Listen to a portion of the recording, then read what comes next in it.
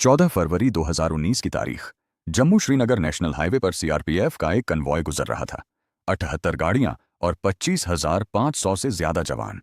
सब कुछ नॉर्मल लग रहा था, पर तभी एक लिंक रोड से एक रेड कलर की मारुति इको कार तेजी से आती है और सीधा कन्वॉय के बीच चल रही बस नंबर HR49F0637 से टकरा जाती है। एक जोरदार ब्लास्ट होता है जिसकी गूंज 10 किलोमीटर दूर तक सुनाई देती है।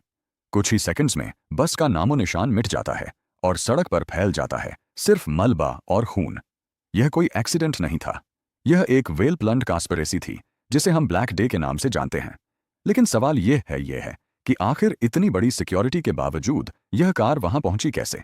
कौन था वह शख्स जो मौत का सामान लेकर उस कार में बैठा था, और कौन था वो मास्टरमाइंड जो पर्दे के पीछे से इस खूनी खेल को कंट्रोल कर रहा था? अगर आप जानना चाहते हैं कि कैसे एनआईए ने इस ब्लाइंड केस को सॉल्व किया और कैसे एक टूटे हुए मोबाइल फोन ने पूरी साजिश का पर्दाफाश किया, तो जुड़े रहिए इस वीडियो के एंड तक। 14 फरवरी की सुबह जम्मू के ट्रांजिट कैंप में हलचल तेज थी। पिछले कुछ दिनों से हो रही भारी बर्फबारी और लैंडस्लाइड की वजह से नेशनल हाईवे बंद था, जिसकी वजह से हजारों जवान जम्मू में फंसे हुए थे। जैसे ही मौसम साफ हुआ तो हेडक्वार्टर से ऑर्डर आया कि सभी जवानों को एक साथ श्रीनगर भेजा जाए। सुबह के करीब 3:30 बजे 78 गाड़ियों का एक लंबा काफिला जम्मू से निकलता है। इस काफिले में 2,500 से ज्यादा जवान चाक पान सवार थे जो अपनी छुट्टियां बिताकर वापस ड्यूटी पर लौट रहे थे। इनमें से कई जवान ऐसे थे जो अपने घर वालों से वादा करके आए थे कि वह जल्द ही वापस आएंगे। किसी को अंदाजा नहीं था कि यह सफर उनका आखिरी सफर होने वाला है। काफिला पूरी सिक्योरिटी के साथ आगे बढ़ रहा था। रोड ओपनिंग पार्टी ने रास्ते की चेकिंग कर ली थी और गाड़ियां अपनी रफ्तार से श्रीनगर की तरफ बढ़ रही थीं। दोपहर के करीब 3 बजे काफिला कश्मीर वैली में एंटर करता है और पुलवामा के लेथपोरा इलाके के पास पहुंचता है। यह वह जगह थी जहां सड़क थोड़ी घुमावदार और चढ़ाई वाली थी। ठीक इसी वक्त एक सर्विस रोड से एक मारुति ईसी कार हाईवे पर आती है। इस कार को चला रहा था 20 साल का एक कश्मीरी लड़का आदिल अहमद डार। आदिल ने अपनी कार की स्पीड बढ़ाई और धीरे धीरे काफिले के साथ चलने लगा। सिक्योरिटी वाहनों को चकमा देते हुए वो काफिले के बीच में घुस गया। उसका टारगेट थी 66वीं बटालियन की बस नंबर HR490637, जिसमें 40 जवान बैठे थे। जैसे ही आदिल की कार बस के बराबर पहुंची, उसने कार को सीधा बस की तरफ मोड़ दिया। एक भयानक टक्कर हुई और उसके तुरंत बाद 200 किलोग्राम एक्सप्लोसिव्स फट गए। धमाका इतना तेज था कि बस के परखच्चे उड़ गए और लोहा पिघलकर सड़क पर बिखर गया। जो मंजर वहां था वो किसी भी इंसान की रूह कंपा देने वाला था।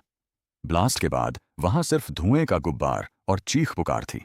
जो जवान दूसरी गाड़ियों में थे वो तुरंत नीचे उतरे और उन्होंने कॉम्बैट पोजीशन ले ली, क्योंकि उन्हें लगा कि शायद आतंकवादियों ने फायरिंग शुरू कर दी है। लेकिन वहां कोई फायरिंग नहीं हो रही थी, वहां सिर्फ मौत का सन्नाटा छा रहा था। बस नंबर H490637 पूरी तरह से राख बन चुकी थी। इस हमले में हमारे 40 बहादुर जवानों ने अपनी जान गंवा दी थी। पूरे देश में गुस्से और शोक की लहर द्वार गई। हर तरफ सिर्फ एक ही मांग थी, बदला। लेकिन इन्वेस्टिगेशन एजेंसियों के लिए यह एक बहुत बड़ी चुनौती थी। यह एक ब्लाइंड केस था। हमला करने वाला आदिल अहमद डार ब्लास्ट में मारा जा चुका था और कार के टुकड़े टुकड़े हो चुके थे। सबूत के नाम पर वहां कुछ भी नहीं बचा था। नेशनल इन्वेस्टिगेशन एजेंसी यानी एनआईए की टीम जब मौके पर पहुंची तो उनके सामने सबसे बड़ा सवाल यह था कि इस हमले की शुरुआत कहां से की जाए। इन्वेस्टिगेशन टीम ने पूरे इलाके को छान मारा।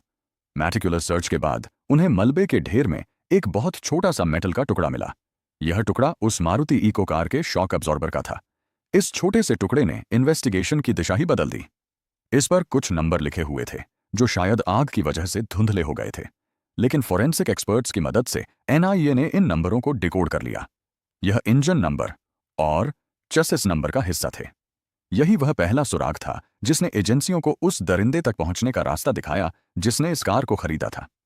मारुति सुजुकी के इंजीनियर्स की मदद से पता चला कि यह कार 2011 में मैन्युफैक्चर हुई थी और पहली बार अनंतनाग में बेची गई थी। लेकिन कहानी यहां खत्म नहीं होती। पिछले 8 सालों में यह कार 7 अलग अलग मालिकों के हाथ बिक चुकी थी। एनआईए की टीम एक के बाद एक सभी मालिकों तक पहुंची और अंत में उन्हें पता चला कि हमले से ठीक 10 दिन पहले यानी 4 फरवरी 2019 को यह कार सज्जाद भट्ट नाम के एक आदमी ने खरीदी थी। सज्जाद भट्ट बिजबेहारा का रहने वाला था। जब पुलिस सज्जाद के घर पहुंची तो वह वहां से फरार हो चुका था। सज्जाद का गायब होना इस बात का सबूत था कि वह इस साजिश का हिस्सा था। लेकिन सज्जाद सिर्फ एक प्यादा था। असली मास्टरमाइंड कोई और था जो पर्दे के पीछे छिपा था।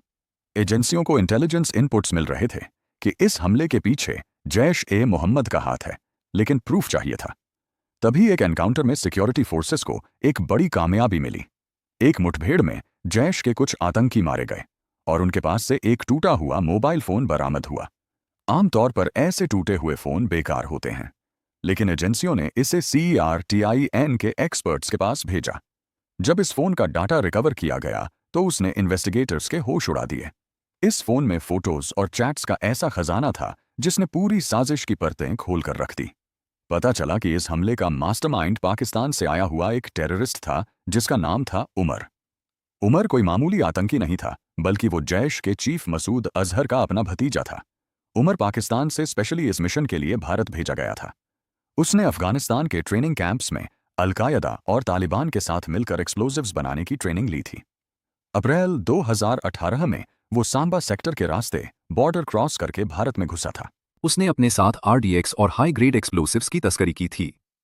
उमर कश्मीर में इदरीस भाई के नाम से एक्टिव था।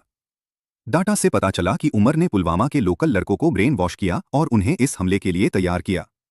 उसने आदिल अहमद दार को सुसाइड बम्बर बनने के लिए चुना क्योंकि आदिल एक लोकल कश्मीरी था और उस पर किसी को शक नहीं होता। लेकिन सबसे चौंकाने वाला खुलासा यह था कि उमर ने सिक्योरिटी प्रोटोकॉल तोड़ते हुए अपना फोन अपने पास रखा था।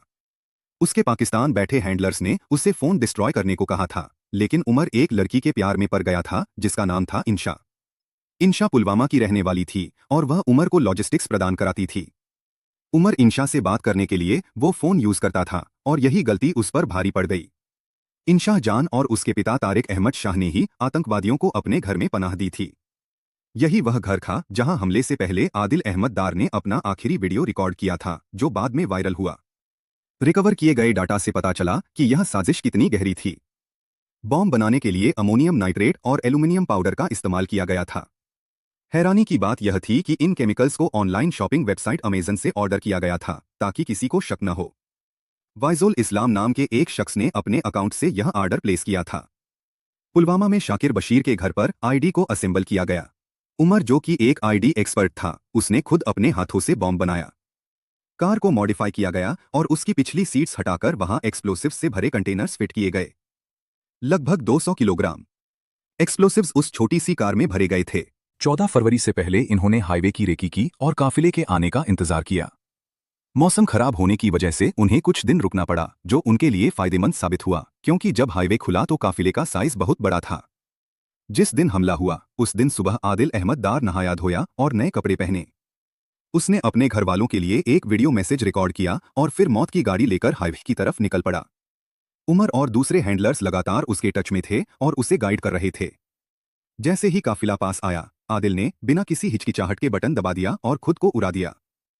इस हमले के बाद भारत ने वो किया जिसकी उम्मीद दुश्मन को नहीं थी। 12 दिनों के अंदर इंडियन एयरफोर्स ने पाकिस्तान के बालाकोट में घुसकर जैश के ट्रेनिंग कैंप्स पर एयर स्ट्राइक की और सैकड़ों आतंकवादियों को ढेर कर दिया। लेकिन कहानी यहां खत्म नहीं हुई। NIA और सिक्योरिटी फोर्सेज ने कश्मीर में छुपे बैठे सभी साजिशकर्ताओं को ढूंढ निकाला। मास्टरमाइंड उमर को मार्च 2019 में एक एनकाउंटर में मार गिराया गया। बॉम्ब बनाने वाला इस्माइल अलवी उर्फ लंगू भी बाद में मारा गया। कार खरीदने वाला सज्जाद भट्ट भी अपने अंजाम तक पहुंचा। NIA ने 13,500 पन्नों की चार्जशीट फाइल की, जिसमें पाकिस्तान की इन्वॉल्वमेंट के पक्के सबूत दिए गए। पुलवामा हमले ने देश को झकझोर दिया था, लेकिन इसने हमें एकजुट भी किया। आज भी जब हम 14 फरवरी को याद करते हैं तो उन 40 बहादुर जवानों की कुर्बानी हमारी आंखें नम कर देती हैं। उनका बलिदान बेकार नहीं गया, क्योंकि इसके बाद टेररिज्म के खिलाफ जो जीरो टॉलरेंस पॉलिसी अपनाई गई उसने आतंक की कमर तोड़कर रख दी। यह थी कहानी उस दिन की जब देश रोया था, पर साथ ही दुश्मन को यह पैगाम भी मिला था कि नया भारत छेड़ता नहीं है, पर अगर कोई छेड़े तो उसे छोड़ता भी नहीं है। दोस्तों, अगर आपको यह वीडियो इन्फेटिव लगी हो तो इसे लाइक करें और अपने दोस्तों के साथ शेयर करें ताकि हर भारतीय को इस सच्चाई का पता चल सके। और अगर आपको जानना है कि पहलगाम अटैक कैसे हुआ था और उसका बदला हमारी भारतीय जवानों ने कैसे लिया था, तो आप ऊपर आई बटन को क्लिक करके देख सकते हैं। ऐसे ही ट्रू स्टोरीज और इन्वेस्टिगेशंस के लिए हमारे चैनल को सब्सक्राइब करना ना भूलें।